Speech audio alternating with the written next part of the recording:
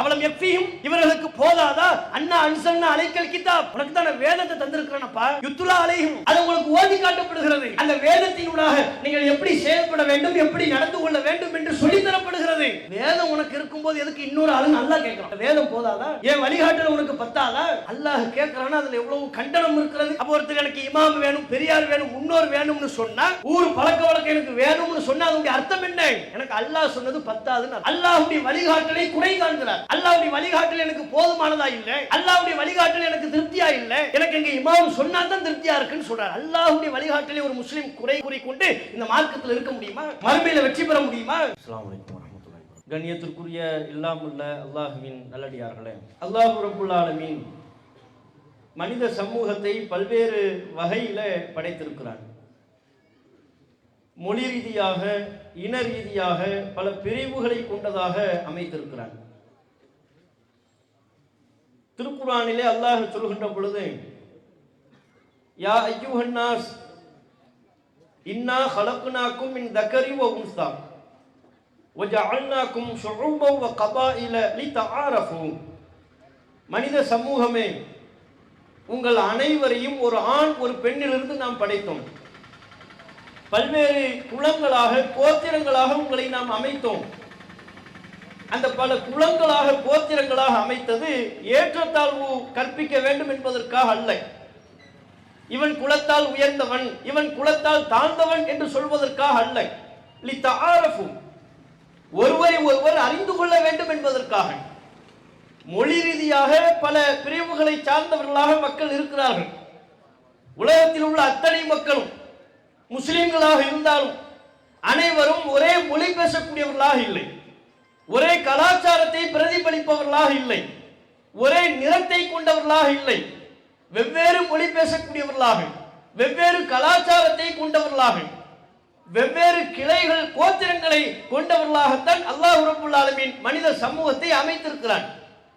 இதற்கு காரணம் சொல்கின்ற பொழுது, இந்த வேறுபாடுகளை அல்லாஹ் ரப்புல் ஆலமீன் அங்கீகரித்து விட்டு, இதெல்லாம் உங்களுக்கு மத்தியில உயர்வு தாழ்வு கற்பிப்பதற்கு அல்ல, அவன் சிறந்தவன் இவன் தாழ்ந்தவன் என்று சொல்வதற்கு இல்லை, ஒருவரை ஒருவர் அறிந்து கொள்ள வேண்டும். இவங்க இந்த குடும்பத்தை சார்ந்தவர்கள், இவர்கள் இந்த நாட்டை சார்ந்தவர்கள், இவங்க இந்த மொழி பேசக்கூடிய மக்கள், அறிந்து கொள்வதற்கு தான் இந்த வேறுபாடு என்று அல்லாஹ் சொல்கிறார். முஸ்லிம்கள் ஒரு விஷயத்தை இந்த நேரத்தில் சிந்திக்க கடமைப்பட்டிருக்கிறார்கள். இத்தகைய வேறுபாடுகளை அல்லாஹ் ரப்புல் ஆலமீன் அங்கீகரித்தாலும் மார்க்க ரீதியாக வேறுபடுவதை அல்லாஹ் ஒருபோதும் அங்கீகரிக்கவில்லை.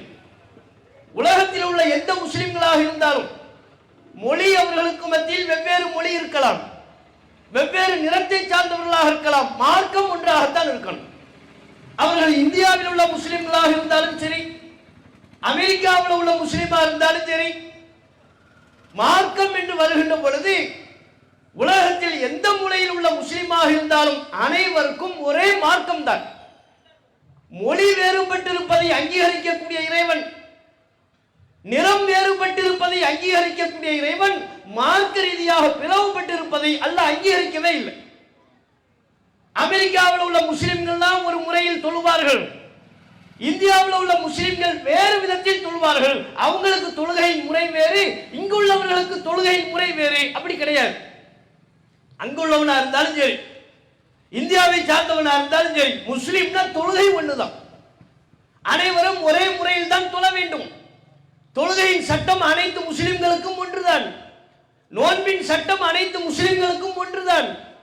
இஸ்லாமிய மார்க்கம் சொல்லக்கூடிய மார்க்க விஷயங்கள் அனைத்தும் எல்லா முஸ்லிம்களுக்கும் ஒன்றாக இருப்பதைத்தான் அல்லாஹ் நமக்கு சட்டமா சொல்லியிருக்கிறான். உங்களுக்கு ஒரு சட்டம், எங்களுக்கு ஒரு சட்டம், முஸ்லிம்கள்ல ஒரு சாராருக்கு ஹலால், அதுவே இன்னொரு சாராருக்கு ஹராம், அது தடை செய்யப்பட்டிருக்கிறது. இந்த பேச்சுக்கே இடமில்லை. மார்க்கம்னா அது ஒண்ணுதான். ஆனா யதார்த்தத்தில் அப்படி இருக்கிறதா? நடைமுறையில முஸ்லிம்களை எடுத்துக்கொண்டால், உலகளாவிய அளவில் எடுத்துக்கொண்டாலும், தமிழக அளவில் என்று நாம் முஸ்லிம்களை எடுத்துக்கொண்டாலும், மார்க்கத்தால் முஸ்லிம்கள் வேறுபட்டவர்களாக இருக்கிறார். ஒவ்வொரு முஸ்லிம்களும் மார்க்க ரீதியாக தங்களுக்கு மத்தியில் பல்வேறு பிரிவுகளை ஏற்படுத்தி வைத்திருக்கிறார்கள். நாங்க இந்த முறையில் தான் தொழுவோம், எங்களுக்கு இது ஹலாலு, எங்களுக்கு இது அனுமதிக்கப்பட்டிருக்கிறது, உங்களுக்கு அது ஹராம், அது உங்களுக்கு தடுக்கப்பட்டிருக்கிறது என்று பல்வேறு வகையில் மார்க்க ரீதியாக முஸ்லிம்கள் பிரிந்து கிடக்கிறார்கள். இந்த பிரிவுக்கு என்ன காரணம்? இஸ்லாம் சொல்லுகிற அடிப்படையை முஸ்லிம்கள் உணரவில்லை. இஸ்லாமிய மார்க்கத்தில் எந்த மார்க்கத்தில் உள்ளவர்களாக தன்னை அறிவிக்கிறார்களோ, எல்லா முஸ்லிமும் நம்ம எதை அறிவிக்கிறோம்? முஸ்லிம்னு சொல்றோம்ல. முஸ்லிம்னு சொல்லும் பொழுது அதற்குள் என்ன அர்த்தம் இருக்கிறது? இஸ்லாத்தை நான் ஏற்றுக்கொண்டு விட்டேன், இஸ்லாம் தான் என்னுடைய வாழ்வியல், இஸ்லாம் என்ன சொல்கிறதோ அதற்கு நான் கட்டுப்படுவேன். முஸ்லிம்னால என்ன அர்த்தம்? கட்டுப்படுபவன். அல்லாஹ் என்ன சொன்னாலும் கட்டுப்படுவேன், அல்லாஹ்வால் அனுப்பப்பட்ட தூதர் என்ன சொன்னாலும் கட்டுப்படுவேன். அப்ப இஸ்லாமிய மார்க்கத்தினுடைய அடிப்படை அல்லாஹ்வின் புறத்திலிருந்து நமக்கு சொல்லப்படுகிற உத்தரவுகளுக்கு நாம் அனைவரும் கட்டுப்பட்டு நடக்க வேண்டும். இந்த மார்க்கம் என்பது இறைவனுக்கு சொந்தமான மார்க்கம். அல்லாஹ்வுக்கு சொந்தமான மார்க்கத்தில் அல்லாஹ் தான் உத்தரவு போடுவான். அவனிடமிருந்து தான் நமக்கு வஹி செய்தி, வஹினா என்ன? அல்லாஹ்வுடைய உத்தரவு. அவனிடமிருந்து தான் நமக்கு வஹி செய்தி வரும், உத்தரவு வரும். இறைவனால் தேர்வு செய்யப்பட்ட தூதர்கள் அந்த உத்தரவை நமக்கு கற்பித்து தருவார்கள். முஸ்லிம்கள் நம்ம எல்லோரும் சேர்ந்து அல்லாஹ் என்ன சொன்னாரோ அதற்கு கட்டுப்பட்டு நடக்கணும். இஸ்லாத்தின் அடிப்படையே அதுதான். முஸ்லிம் என்று ஒருவர் தன்னை சொல்லுகின்ற பொழுது நான் அல்லாஹ் என்ன சொன்னாலும் கேட்பேன்னு சொல்லித்தான் தன்னை முஸ்லிம் என்று அறிவிப்பு செய்கிறார். அப்ப இஸ்லாத்தின் அடிப்படை இப்படி இருக்கின்ற பொழுது முஸ்லிம்கள் பிரிந்து கிடக்கிறதுக்கு என்ன காரணம்? இந்த அடிப்படையை விளங்காம, இல்ல பெரியார்கள் சொன்னாலும் நாங்க கேட்போம், முன்னோர்கள் சொன்னாலும் கேட்போம், எங்க ஊர்ல உள்ள இமாம்கள் என்ன சொல்றாங்களோ அதுதான் எங்களுக்கு மார்க்கம். இப்படி முன்னோர்கள், பெரியார்கள், இமாம்கள் என்று அவர்கள் பின்னால் செல்வதின் காரணத்தினால்தான் மார்க்கத்திலே நமக்கு மத்தியில் பல்வேறு பிரிவுகள் ஏற்படுகிறது. ஒருத்தவங்க ஹலால் என்று சொல்ல, இன்னொரு சாரார் அதை ஹராம் என்று சொல்ல, ஒருத்தவங்க கூடும் என்கிறார்கள், இன்னொருத்தர் கூடாது என்கிறார்கள். இதுக்கெல்லாம் என்ன காரணம்? அல்லாஹ் சொன்னா கேட்போம்னு வந்துட்டா நமக்கு மத்தியில் இந்த கருத்து வேறுபாடு இருக்காது, பிரச்சனை இருக்காது, சச்சரவு இருக்காது. ஏன்? அல்லாஹ் சொன்னா கேட்போம்ங்கிறதுல நீங்களும் உடன்பட்டிருக்கிறீங்க, நாங்களும் உடன்பட்டிருக்கிறோம் என்றால் நமக்கு மத்தியில் என்ன பிரிவு? அப்ப பெரியார்கள், முன்னோர்கள் இவங்க தான் குறுக்க வர்றதுனால மார்க்கத்தின் அத்தாரிட்டிகளாக அவர்களை மனிதர்கள் ஏற்றுக்கொள்வதால் தான் பிரச்சனை வருகிறது. நீங்க இஸ்லாத்தின் அடிப்படை கலிமாவை நீங்க சிந்திச்சு பாருங்க. ஒருவர் இந்த மார்க்கத்தில் இணைவதாக இருந்தால், முஸ்லீம் என்று தன்னை அடையாளப்படுத்திக் கொள்வதாக இருந்தால் அதற்கு பல சடங்கு சம்பிரதாயம்லாம் ஒன்றுமே கிடையாது. எந்த முஸ்லீம் மதகுரு தலைவரும் அவரை இஸ்லாத்தில் ஏற்றுக்கொண்டதை அங்கீகரித்து கடிதம் கொடுக்க வேண்டும் என்கிற அவசியம் இல்லை. கவர்மெண்ட் அவருக்கு அதற்கு ஒப்புதல் கொடுக்கணுங்கிற தேவை இல்லை. அதெல்லாம் உலக நடைமுறைக்கு தான். சரவணனா இருப்பாரு, அதுக்கப்புறம் அப்துல்லாவா மாறுவாரு, அது அவருடைய விருப்பத்தை சார்ந்தது.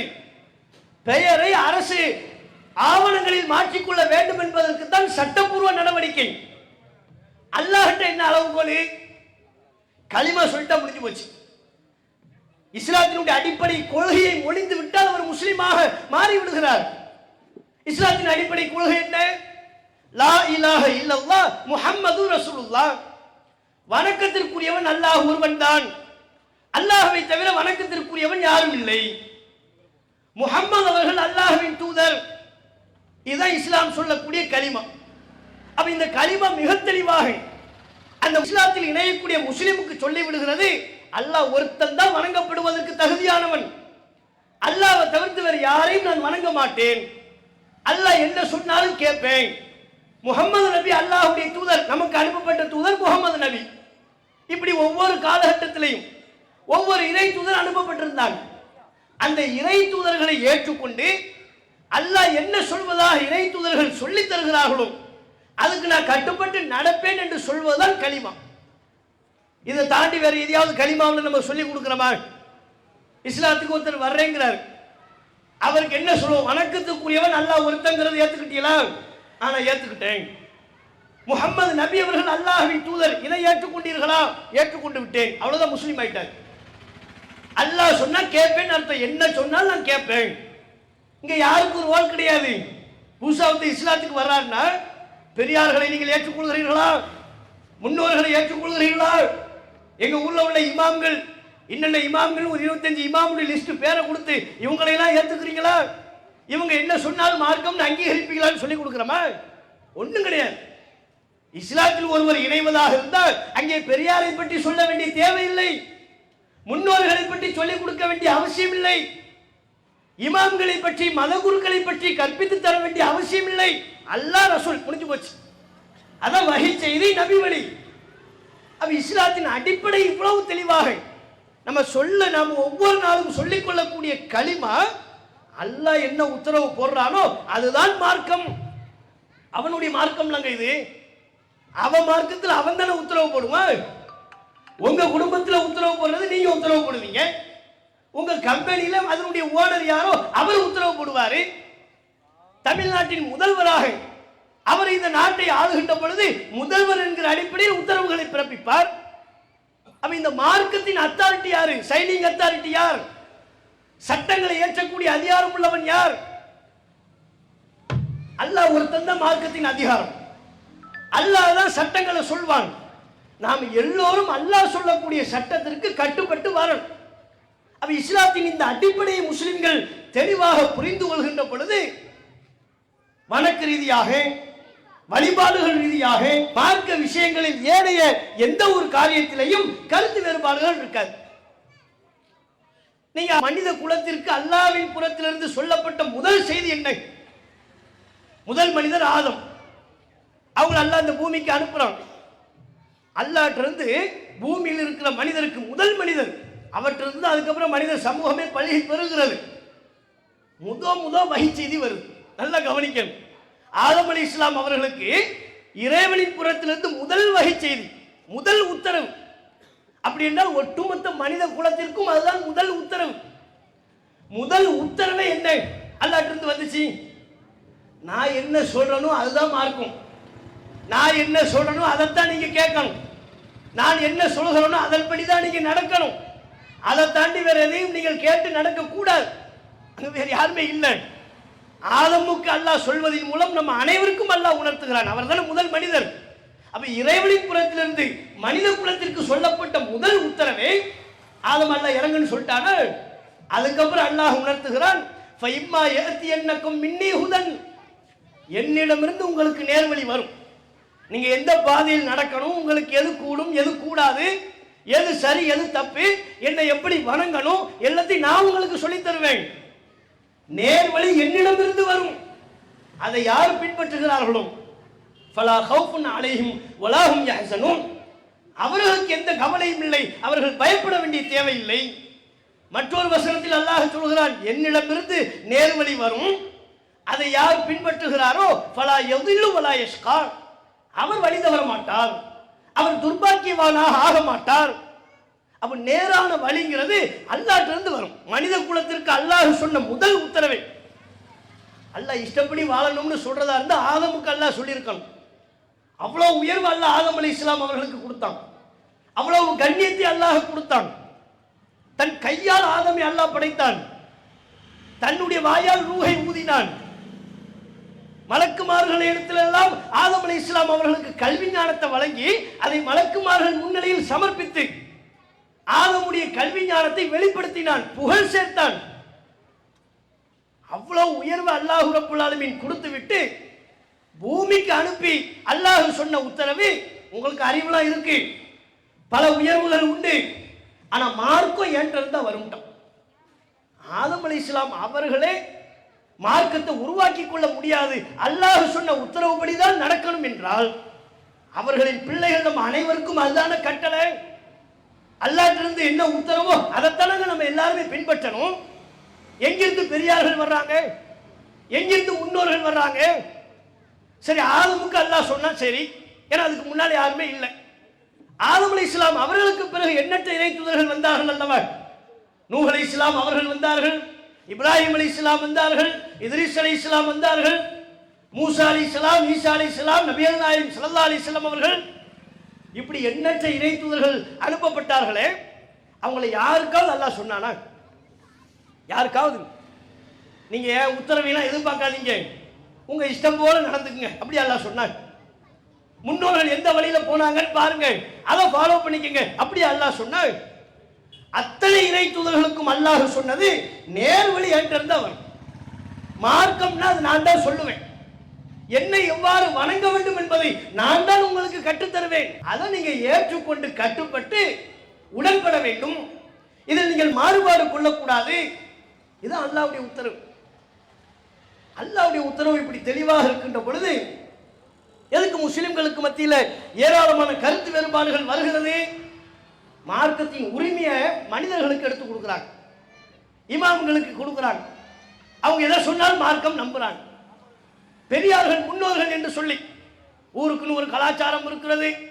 வழி வழியா முன்னோர்கள் நமக்கு எந்த ஒரு கலாச்சாரத்தை சொல்லி தந்தாங்களோ அதுதான் மார்க்கம். நம்ம முன்னோர்கள் சொல்லி தந்த பாதையை விட்டு நாம விலகிவிடக் கூடாது இப்படி நினைக்கிறாங்க. எப்படி இவங்களெல்லாம் நம்ம உள்ள நுழைக்க முடியும்?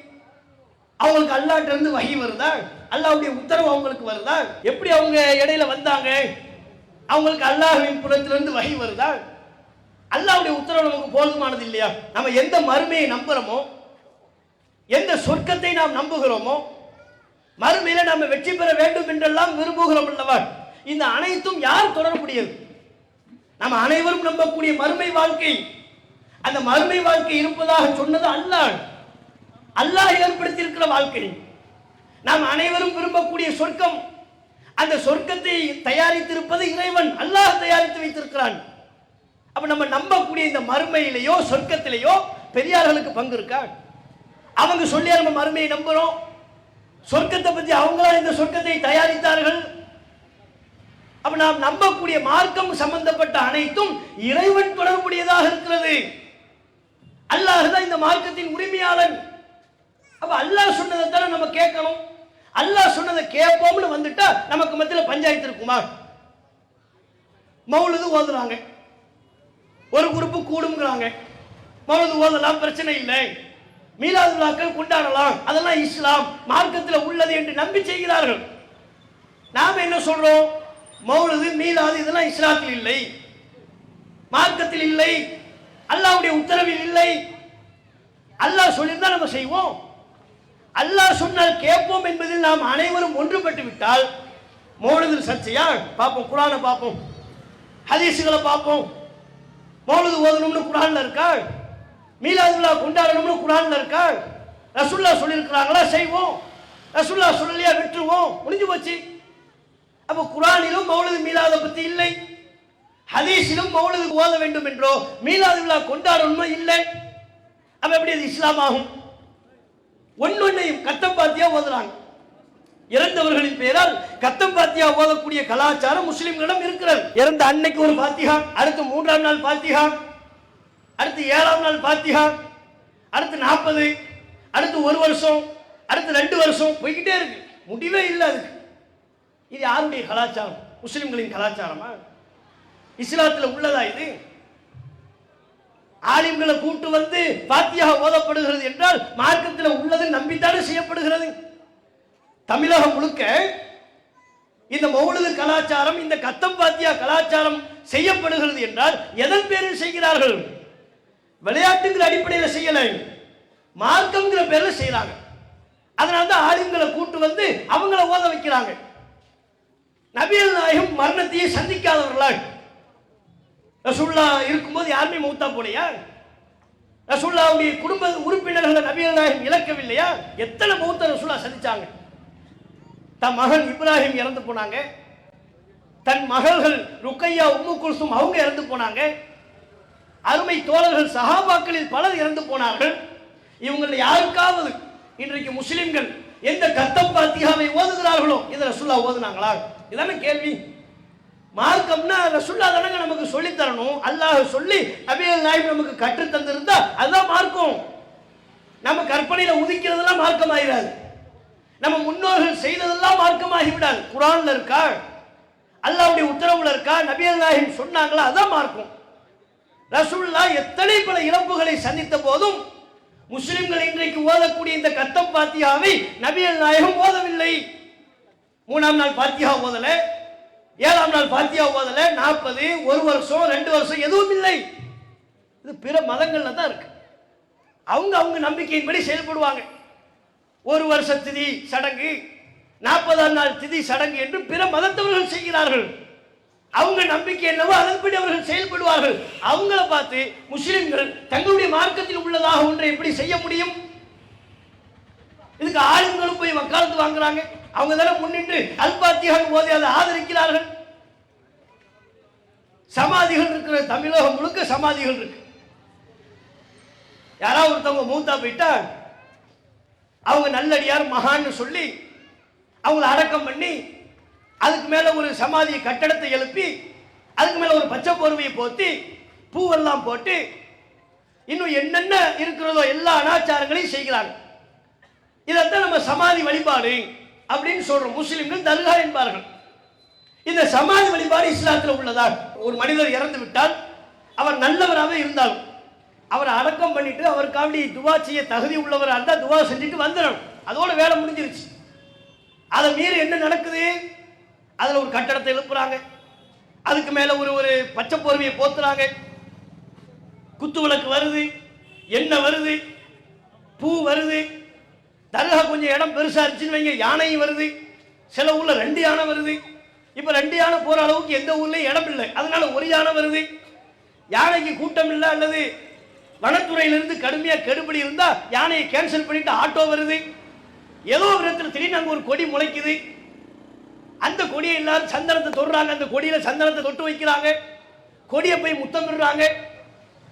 இதெல்லாம் மார்க்கத்தின் பேரால் தானே நடக்குது. ஆளுங்கள் அதை சரி கண்டு அதுதான் சரி, இப்படி போனா தான் மறுமையில் வெற்றி பெற முடியும் என்றல்லவா மக்களை ஏமாத்துறாங்க. இது மார்க்கத்தில் இருக்கா? நாங்கள் கேட்பது ரொம்ப எளிமையானது. அல்லாஹ்வின் உத்தரவில் இருந்தால் நாங்களும் செய்வோம். தர்கா ஊருக்கு ஊர் தர்கா கட்டிடுவோம். யார் மூத்தா போனாலும் அதுக்கு மேல ஒரு சமாதி எழுப்புவோம். நீங்க கட்டுறதை விட நாங்கள் ரொம்ப ஹைட்டா கட்டுவோம். மார்க்கத்தில் இருந்தா செய்வோம், மார்க்கத்தில் இல்லையே. அப்ப முஸ்லிம் என்கிறோம், அல்லாஹ் சொன்னதை தான் கேட்போம் என்கிறோம். இறந்தவர்களை அந்த சமாதியின் மேல் கட்டடம் எழுப்பி அதில் வழிபாடு செய்யக்கூடிய கலாச்சாரம் இஸ்லாமிய கலாச்சாரம் அல்ல. அல்லாஹ்வுடைய உத்தரவில் அது இல்லை, மார்க்கத்தில் அது இல்லை. அப்ப எப்படி அது செய்யப்படுது? என்னென்ன அனாச்சாரங்கள்லாம் அங்கே நடக்கிறது?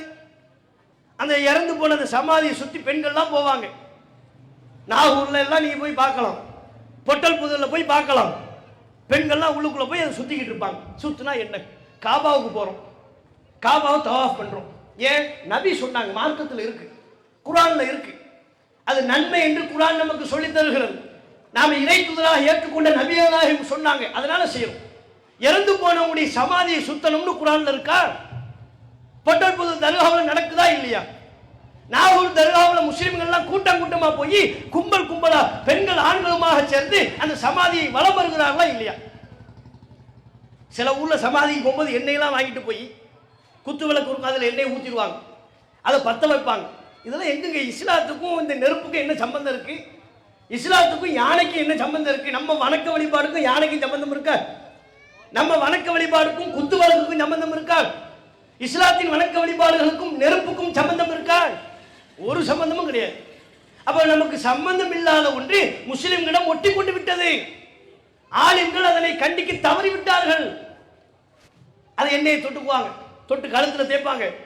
பிள்ளைய கூட்டு போனா அவனுக்கு கழுத்துல தேய்ச்சி விடுறது, சந்தனத்தை எடுத்து அதை நெத்தியில பூசுறது.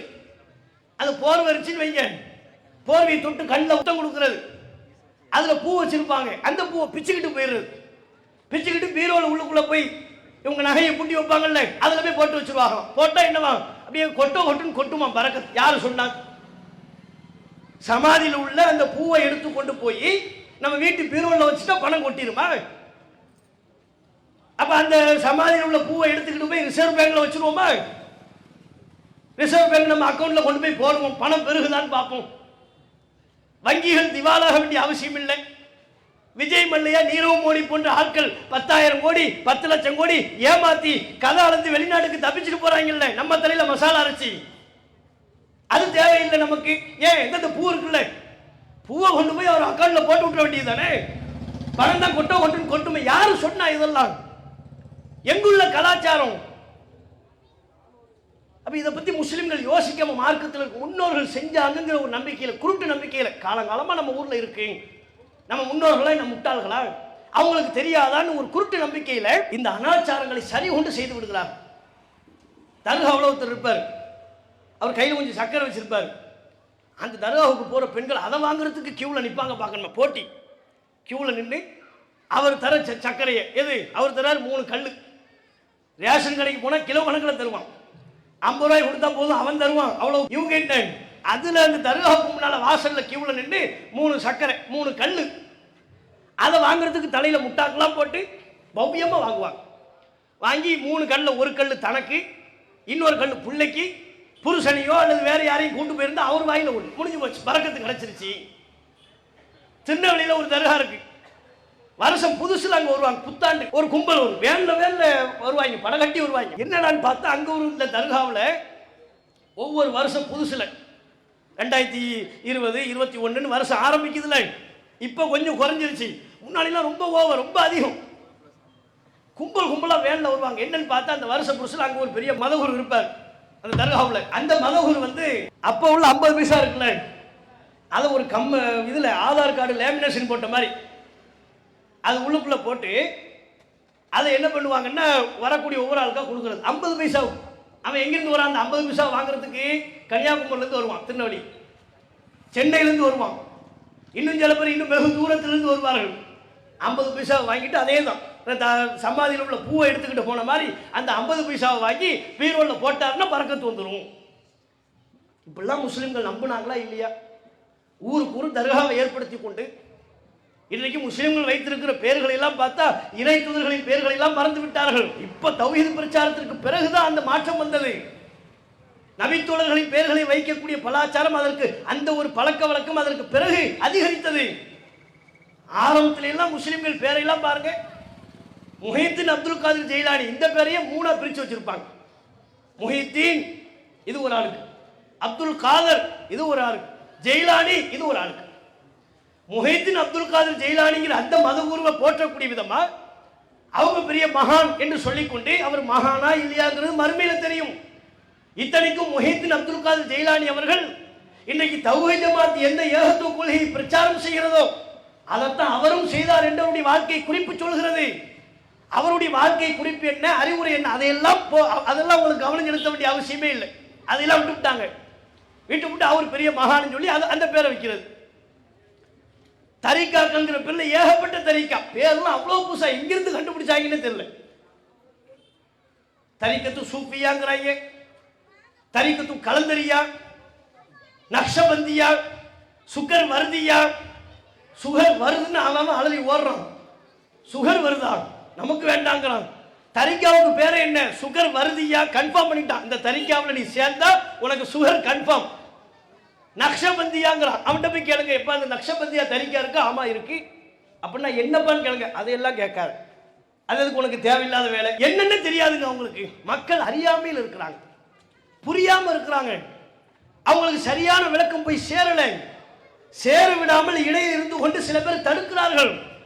அப்ப உண்மை பிரச்சாரம் அவர்களை போய் சென்றடையுமையானால் இவைகள்லாம் தவறு என்பதை விளங்கி சத்தியத்தை நோக்கி வருவார்கள். அதுக்கு தான் நம்ம பிரச்சாரம் பண்றோம். அப்ப இதெல்லாம் இஸ்லாத்தில் உள்ளதா? தர்காவுக்கு முன்னால ஒரு கொடி இருக்குது, கொடி கம்பம். அந்த கொடியைத்தால ஊர் முழுக்க சுத்தி தர்கா கந்தூரி கொண்டாட்டம் வருதுன்னு வைங்க.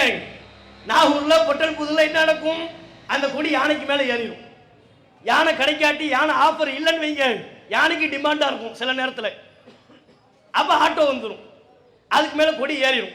ஆரம்பத்தில் சொன்ன மாதிரி சந்தனம் எல்லாம் வந்துருமா, தெரு ஊர் முழுக்க அந்த கொடி சுத்தும். எல்லாம் வெளியே வருவாங்க.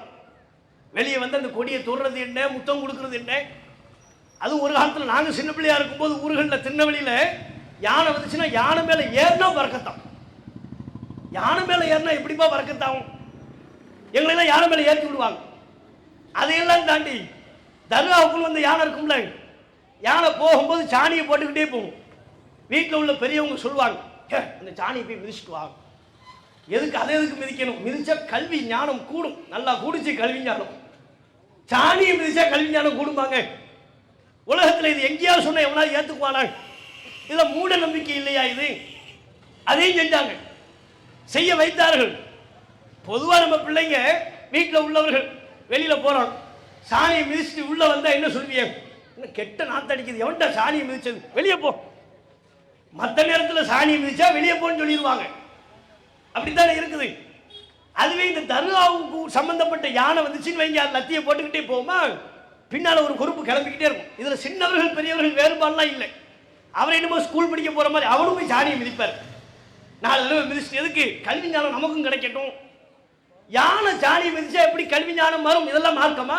மார்க்கம்னு தமிழக மக்களுக்கு முஸ்லிம்களுக்கு கற்பித்து கொடுக்கப்பட்டது.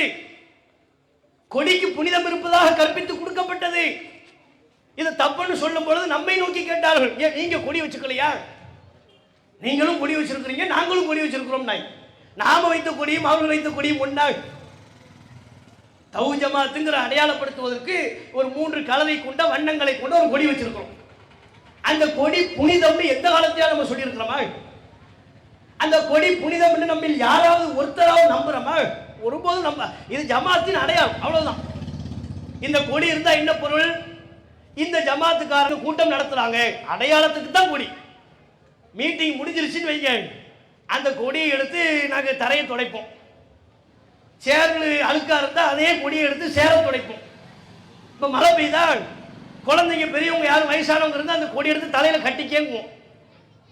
ஜலதோஷமா அந்த கொடி எடுத்து மூக்க சிந்துங்குவோம். என்னன்னாலும் செய்ய சொல்லுவோம். குழந்தை ஆய் போயிருச்சா அதே கொடி எடுத்து ஆய் அள்ளுவோம். என்ன நாள் பண்ணுவோம் அந்த கொடியை வச்சு. அதை நாங்கள் புனிதம்னு ஒரு காலத்திலே நம்புறது கிடையாது. நீங்க தர்காவுக்கு முன்னால கம்பீரமா கட்டக்கூடிய அந்த கொடியை வச்சு ஆய் அள்ளுவீர்களா? சேர தொடப்பீங்களா? அழுக்க சுத்தம் பண்றதுக்கு அந்த கொடியை பயன்படுத்துவீங்களா? பயன்படுத்த மாட்டாங்க. ஏன்? புனிதம் நினைக்கிறாங்க. யாருக்கு அந்த புனிதத்தை கொடுத்தது? இஸ்லாமிய மார்க்கத்தின் உரிமையாளன் அல்லாஹ் இருக்கிறான். அவன் அரிசியில் இருந்து கொண்டு நம்மை கண்காணித்துக் கொண்டிருக்கிறான். அல்லாஹ் எதை புனிதம் என்று நமக்கு சொல்லித்தரானோ அதுதான் புனிதம். ஹஜருல் அஸ்வதை தொட்டு முத்தமிட வேண்டும். ஏன்? புனிதம். அல்லாஹ் சொன்னான், புரிஞ்சு போச்சு.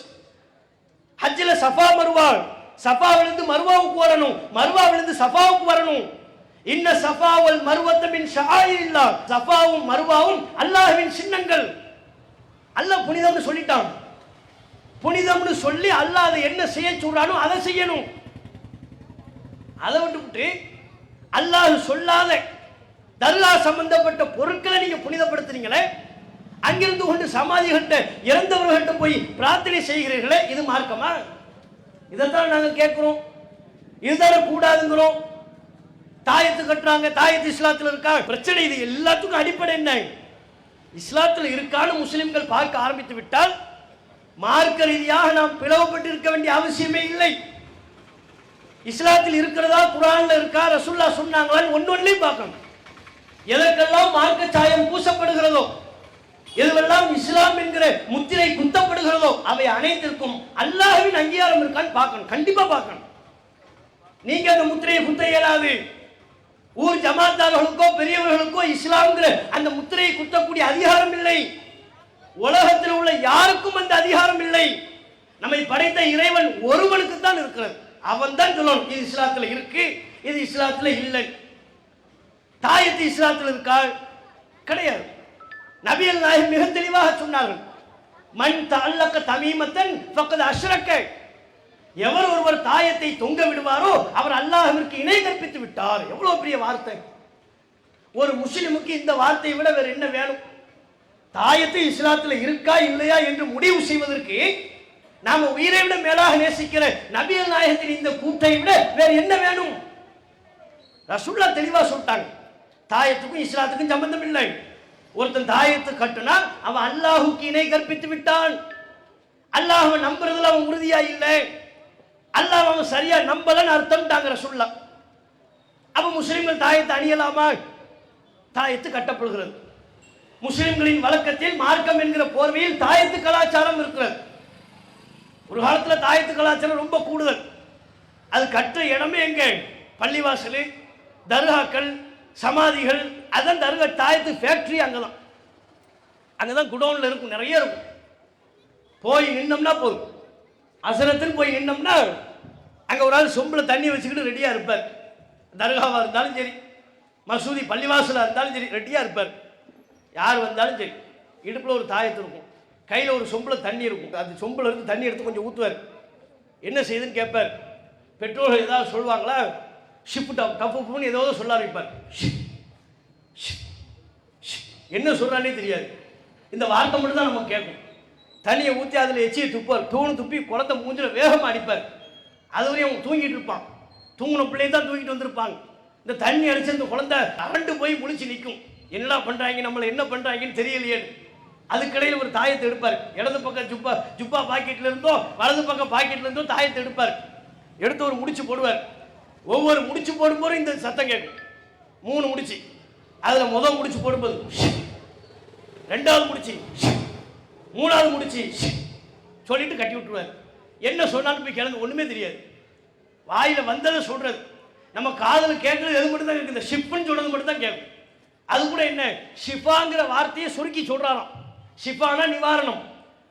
அது ஷிஃபாவை நிவாரணத்தை இறக்குறாரு. ஷிப்னு சொல்லி சொல்லி என்ன செய்யறாரு, முடிச்சுக்குள்ள நிவாரணத்தை இறக்குறாராம்.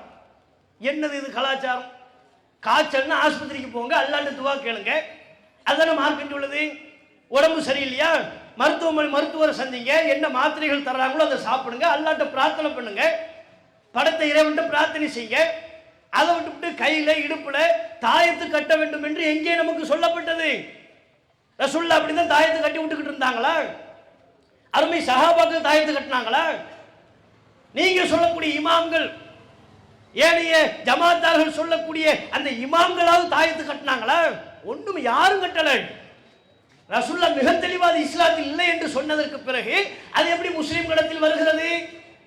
முஸ்லிம்கள் எப்படி அந்த தாயத்தை அனுமதிக்கிறாங்க? இந்த பக்கம் ஒரு தாயத்து, அதுவும் இந்த பிரச்சாரத்தை எல்லாம் நம்ம செய்யறதுக்கு முன்னால முஸ்லிம்கள்ட்ட பார்த்தா வளைச்சு வளைச்சு தாயத்தை கட்டியிருப்பார். இடுப்புல 3 தாயத்து தொங்கும். இந்த கையில இங்க ஒண்ணு கட்டியிருப்பார். இங்க ஒண்ணு கேட்டா இது நாகூர் தாயத்து, இது பொட்டல் புதல் தாயத்துங்குவார். பவர்ஃபுல்லானது, இது பொட்டல் புதல் தாயத்துங்குவார். மேற்கொண்டு இடுப்புல வேற 3 கட்டியிருப்பார். கேட்டா நாங்க திருவனந்தபுரம் போகும்போது அங்குள்ள தர்காவில் ஒரு தாயத்து வாங்கி கட்டினோங்குவார். அதோட வெளிநாட்டுக்கு போவார். அவன் அதை வச்சு செக் பண்ணுவான். செக் பண்ணி பார்த்தா இடுப்புல வரும்போது கீக்கின்னு சத்தம், கை கிட்ட கீக்கின்னு சத்தம். என்னடா தொலைடா, பெரிய ஆயுதங்கள் எதுவும் வச்சிருக்கிறியான்னு பார்த்தா இந்த இடுப்புல 3 தாயத்து, கையில 1/4 கிலோ தாயத்து வச்சிருப்பார். தாயத்து மட்டுமே 1/4 கிலோ. ஏன்னா போகும்போது அங்கே இமிகிரேஷன் ஆஃபீஸர் நிறைய இருக்கிறாங்கல்ல, ஏர்போர்ட்டுக்குள்ள இமிகிரேஷன் ஆஃபீஸர் தனி. இவர் பாஸ்போர்ட் விசா வாங்கிட்டு வெளிநாட்டுக்கு போகிறதுக்கு முன்னால தக்கலை பீரப்ப அது ஒரு ஃபர்ஸ்ட் செக் போஸ்ட். அங்கே கொஞ்சம் நின்று உள்ளுக்குள்ள போய் பாஸ்போர்ட் விசா எல்லாத்தையும் உள்ளுக்குள்ள வச்சு ஒரு துவாவை போட்டுவிட்டு அதுக்கப்புறம் கிளம்புவாங்க. திருவனந்தபுரம் ஏர்போர்ட்டுக்குள்ள போறதுக்கு முன்னால் அங்கே பீமாள் தர்கா அதுக்குள்ள போறது. அங்கேயும் அதே பாஸ்போர்ட் விசா எல்லாம் போய் கிளியர் ஆகும். இந்த 2 இடத்துல கிளியர் ஆனால் தான் திருவனந்தபுரம் ஏர்போர்ட்டுக்குள்ளேயே கால் வைப்பார். அப்ப இவ்வளவு தாயத்து வேற உள்ளுக்குள்ள கையில காலில் கட்டியிருப்பார், இடுப்புல கட்டியிருப்பார். இது மார்க்கத்தில் உள்ளதா? இஸ்லாத்தில் இருக்கா? இதைத்தான் நாங்க சொல்றோம். அப்ப இஸ்லாத்தின் அடிப்படையை மிக தெளிவாக புரிந்து கொள்வோமையானால் அல்லாஹ் சொன்னது போதுங்கிற மனநிலைக்கு முஸ்லீம் மாட்டாங்க. இந்த மார்க்கம்னா எனக்கு அல்லாஹ் சொன்னது போதும், ரசூல் சொன்னது போதும், இமாம்கள் எனக்கு தேவையில்லை, பெரியார்கள் தேவையில்லை, அவங்க இந்த மார்க்கத்தின் அத்தாரிட்டி இல்லைங்கிற எண்ணத்திற்கு முஸ்லீம் வரணும். அல்லாஹ் கண்டிக்கிறான் குர்ஆன்ல. அவலம் யக்ஃபிஹும் அன்னா அன்ஸல்னா அலைக்கல் கிதாப யுத்லா அலைஹிம். அல்லாஹ் கேட்கிறான், எவ்வளவு தெளிவாக கேட்கிறான். நாம் அவர்களுக்கு ஓதி காட்டும் படியான வேதத்தை அருள்வினோமே, அது இவர்களுக்கு போதாதா? அவலம் யக்ஃபிஹும், இவர்களுக்கு போதாதா? அன்னா அன்ஸல்னா அலைக்கல் கிதாப், உனக்கு தான் வேதத்தை தந்திருக்கிறேனப்பா, யுத்லா அலைஹிம், அது உங்களுக்கு ஓதி காட்டப்படுகிறது. அந்த வேதத்தினூடாக நீங்கள் எப்படி செயல்பட வேண்டும், எப்படி நடந்து கொள்ள வேண்டும் என்று சொல்லி தரப்படுகிறது. வேதம் உனக்கு இருக்கும்போது எதுக்கு இன்னொரு ஆளு நல்லா கேட்கிறான்? இந்த வேதம் போதாதா? ஏன் வழிகாட்டல் உனக்கு பத்தாதா? அல்லாஹ் கேட்கிறான்னா அதுல எவ்வளவு கண்டனம் இருக்கிறது. அப்போ ஒருத்தர் எனக்கு இமாம் வேணும், பெரியார் வேணும், முன்னோர் வேணும்னு சொன்னா, ஊர் பழக்க வழக்கம் எனக்கு வேணும்னு சொன்னா அதனுடைய அர்த்தம் என்ன? எனக்கு அல்லாஹ் சொன்னது பத்தாதுன்னு அர்த்தம். அல்லாஹ்வுடைய வழிகாட்டலை குறை காண்கிறார். அல்லாஹ்வுடைய வழிகாட்டல் எனக்கு போதுமானதா இல்லை, அல்லாஹ்வுடைய வழிகாட்டல் எனக்கு திருப்தியா இல்லை, எனக்கு எங்க இமாம் சொன்னா தான் திருப்தியா இருக்குன்னு சொல்றாரு. அல்லாஹ்வுடைய வழிகாட்டலை ஒரு முஸ்லிம் கூறிக்கொண்டு இந்த மார்க்கத்தில் இருக்க முடியுமா? மறுமையில வெற்றி பெற முடியுமா? யோசிச்சு பாருங்க. இதை சொன்னோம்னா அதுக்கு இந்த ஆலிம்கள் வந்துகிட்டு குர்ஆன் எல்லாம் படிச்சா நமக்கு விளங்குமா? சாமானிய மக்களுக்கு குர்ஆன் எப்படி விளங்கும்?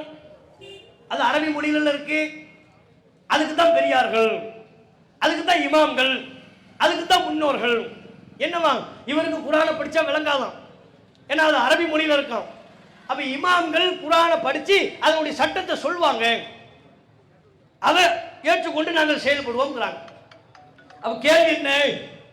சரி, இவங்க எந்த இமாம்களை சொல்றாங்களோ அவங்க மட்டும் என்ன இவங்களுக்கு புரிஞ்ச தமிழ் மொழியிலேயே புத்தகங்கள் எழுதி வச்சிருக்கிறாங்க? மதுஹப் இமாம்கள் இருக்கிறாங்கல்ல, ஷாஃபி, அபூ ஹனீஃபா, மாலிக் இமாம், இன்னும் எத்தனையோ பல இமாம்கள், அவங்க பேர்ல மதுஹப்புகள் இருக்கு. குர்ஆன் படிச்சா விளங்காதுங்கிறாங்க, கேட்டா அரபி மொழியில இருக்குங்கிறாங்க. இமாம்கள் எங்களுக்கு படிச்சு சொல்லி தருவாங்க, நாங்க ஏத்துக்குவோம்ங்கிறாங்க. அந்த இமாம்கள் தமிழ் மொழியிலேயே புத்தகங்களை எழுதினாங்க. ஷாஃபி இமாம் தமிழ் மொழியிலே எழுதினாரு, அவர் புக்கு தமிழ்ல இருக்கா? அபூ ஹனீஃபா புக்கு தமிழ்லயா இருக்கு? அதுவும் அதே அரபி மொழியில தானே இருக்கு. அப்ப அது அரபி மொழியில இருக்கிறது தான் இவங்க இமாம்கள் படிச்சு காட்டுவாங்களாம். அப்ப குர்ஆனும் அரபி மொழியில் இருக்கிறது, இவங்க சொல்லக்கூடிய இமாம்களின் புத்தகங்களும் அரபி மொழியில் இருக்கிறது. குர்ஆன் விளங்காதான் இமாம்கள் எழுதினது விளங்கும். இது எவ்வளவு பெரிய வழிகேடு! இந்த நிலை மறுமையில் எப்பேற்பட்ட ஒரு கை சேதத்தை தந்துவிடும். அதை முஸ்லிம்கள் புரிந்து வைத்திருக்கிறார்களா இல்லையா? நாங்க பல சிரமத்துக்கு மத்தியில இப்படி ஒரு பொதுக்கூட்டத்தை போட்டு மக்களுக்கு மத்தியில் பிரச்சாரம் செய்கிறோம் என்றால் என்ன நோக்கம்? அடுத்தவர்களை திட்டணுங்கிற நோக்கம் நமக்கு கிடையாது. மக்களை வசைபாட வேண்டும் என்கிற நோக்கம் எங்களுக்கு இல்லை. சத்தியத்தை மக்கள் விளங்கணும், புரியணும். அல்லாஹ்வுடைய உத்தரவு என்ன? முஸ்லிம்கள் நாம் அனைவரும் இஸ்லாமிய மார்க்கத்தில் இருக்கிறோம். இந்த மார்க்கத்தின் உரிமையாளன் அல்லாஹ் தான். அல்லாஹ் என்ன சொல்றானோ அதைத்தான் கேட்கணும் என்கிற இந்த சத்தியத்தை எல்லோரும் புரிந்து கொள்ள வேண்டும் என்பதற்குத்தான் பல சிரமங்களுக்கு மத்தியில் இந்த பொதுக்கூட்டத்தை நடத்தும். நம்ம எல்லாம் ஒரு ஆதமுடைய பிள்ளைகள் தானே. மறுமையில நம்ம எல்லோரும் வெற்றி பெற வேண்டும் என்று எதிர்பார்ப்பது தப்பா? இல்லைன்னா எதுக்கு நாங்கள் இவ்வளவு பொருளாதாரத்தை செலவு பண்ணணும்? 2 தடவை இந்த ஊர்ல பொதுக்கூட்டம் போட்ட நம்ம முயற்சி பண்ணோம், 2 தடவையும் தடை பண்ண முடியல, தடுத்து விட்டார்கள் சில பேர். இந்த முறை பொதுக்கூட்டம் பண்றதுக்கு ஏற்பாடு பண்ணா இப்போதும் கடுமையான முறையில் தடை ஏற்படுத்தினார்கள். தௌஹீத் ஜமாத் வரலாற்றில், அண்மை கால சமீப கால வரலாற்றில் நீதிமன்றம் வரையிலையும் சென்று ஒரு பொதுக்கூட்டத்திற்கு அனுமதி வாங்கிய நிகழ்வு கிடையாது. ஆனால் இந்த பொதுக்கூட்டம், இப்போது நடைபெற்றுக் கொண்டிருக்கிற இந்த பொதுக்கூட்டம் நீதிமன்றம் வரையிலும் போய் அனுமதி வாங்கணும். இப்ப நடந்து கொண்டிருப்பது நீதிமன்ற அனுமதியோடு நடைபெறக்கூடிய பொதுக்கூட்டம். நீதிமன்றம் போனோம், எங்களை பொதுக்கூட்டம் நடத்த விட மாட்டேங்கிறாங்க, தடுக்கிறாங்க சில பேர்னு சொன்னோம். நீதிபதி நம்ம வாதத்தை கேட்டுவிட்டு, நமது வாதங்களை கேட்டுவிட்டு, பொதுக்கூட்டம் நடத்துற உரிமை எல்லாத்துக்கும் இருக்கு, நடத்த சொல்லுங்க, காவல்துறை உரிய பாதுகாப்பு கொடுங்கன்னாங்க. அதுக்கப்புறம் பேச்சுவார்த்தைகளுக்கு பிறகு காவல்துறை உரிய பாதுகாப்பு தர முன் வந்தார்கள். இப்ப நம்ம கேட்கறது என்ன? நீதிமன்றம் வரையிலே போய் ஃபைட் பண்ணி இந்த பொதுக்கூட்டத்தை நாங்கள் நடத்த வேண்டிய தேவை என்ன எங்களுக்கு? எங்க பொருளாதாரம் தானே இதுல செலவாகுது. இப்ப மக்கள் இருக்கிறாங்கன்னா அவங்க கைகாசு செலவு பண்ணி தானே வந்திருக்கிறாங்க. இங்க அருகாமை பகுதியிலிருந்து பல பேர் வந்திருக்கிறாங்கன்னா எல்லாம் அவங்க சொந்த காசு செலவு பண்ணி வந்திருக்கிறாங்க. ஏன் இந்த மீட்டிங் ஏற்பாடு பண்ணுவதற்கே எங்கள் மக்களிடத்தில் பொருளாதாரம் இல்லை, மக்கள் தருகிற நிதியை வைத்துதான் இந்த பொதுக்கூட்டம். ஏன்? மறுமையில நம்ம மக்கள் கை செய்தப்படக்கூடாதுங்கிற ஒரே நோக்கம் தான். வஹியை மட்டும், அல்லாஹ்வின் புறத்திலிருந்து அருளப்பட்ட உத்தரவை மட்டும் பின்பற்றினால்தான் மறுமையில வெற்றி. அல்லாஹ்வுடைய உத்தரவை புறக்கணித்து விட்டு பெரியார்கள் இமாம்கள் என்று சொன்னால் மறுமையில தோல்வி, கை சேதம். அந்த கை சேதப்படக்கூடிய நிலை நம் மக்களுக்கு வந்துவிடக் கூடாது. அந்த அக்கறையினால தானங்க இந்த நிகழ்ச்சி நடத்துறோம். இந்த ஊர் மக்களை பத்தி உங்க ஊர்ல உள்ளவங்களுக்கு தெரியாத? அவங்க ஏதாவது சமூக பிரச்சனையை உண்டாக்கி இருக்கிறாங்களா? இதுவரையிலையும் போதைப் பொருள் விற்ற வழக்கு இருக்குதா? இளைஞர்களை வழிகெடுத்த வழக்கு இருக்குதா? அடிதடி கேஸ் இருக்குதா அவங்க மேல? பள்ளிவாசல் அத்துமீறி உள்ள வந்து பிரச்சனை பண்ணாங்கன்னு கேஸ் இருக்கா? ஒரு வழக்கும் கிடையாது. உங்களுக்கே அவங்கள பத்தி நல்லா தெரியுமா தெரியாதா?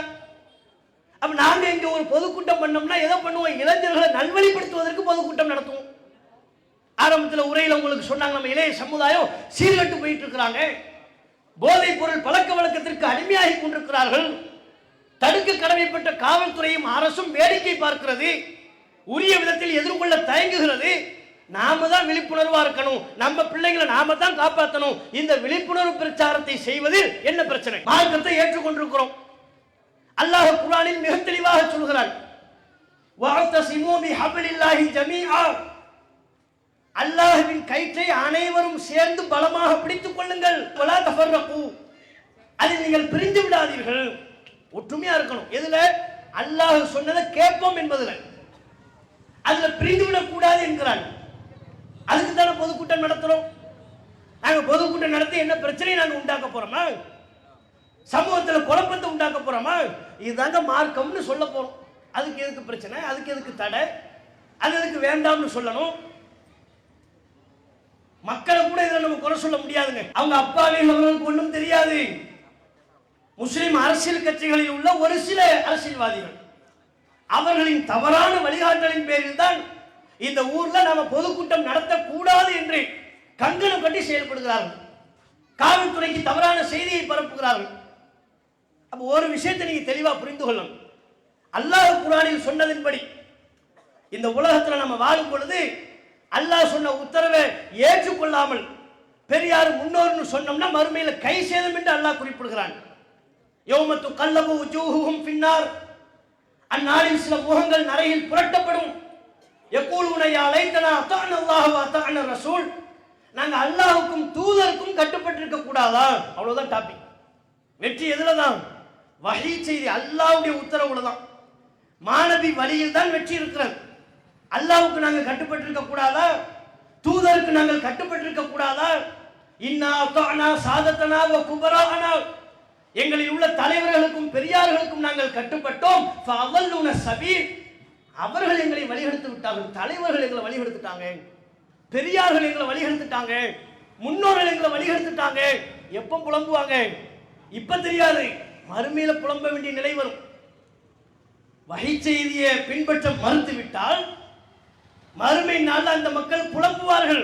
அல்லாஹ் ரசூல் சொன்னதை கேட்கணும், நாங்களே கேட்காம விட்டமே, பெரியாரு முன்னோரி இமாமு தலைவர்கள் அப்படி என்று சொல்லிக்கொண்டு அல்லாஹ் ரசூல் பேச்சை கேட்க நாங்கள் மறுத்து விட்டோமே என்று புலம்புவார்கள். அந்த நேரத்தில் அவங்க உதவி செய்வாங்களா?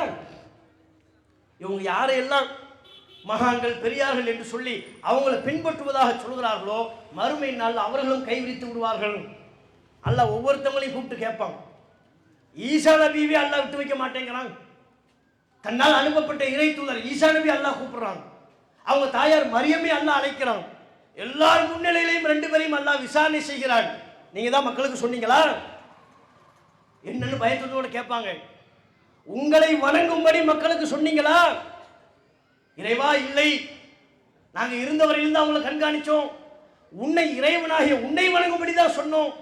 என்னை வணங்கும்படியோ என் தாயாரை வணங்கும்படியோ நான் சொல்லவில்லை. நான் இருந்தவரை கண்காணித்தேன். என்னை நீ கைப்பற்றியதற்கு பிறகு அங்கு நடப்பது எனக்கு தெரியாது, நீயே பார்த்துக்கொள். அல்லாஹ்விடத்தில் ஒப்படைத்து விடுவார்கள். ஈசா நபி அல்லாஹ் விசாரிக்கிறான் மறுமையில.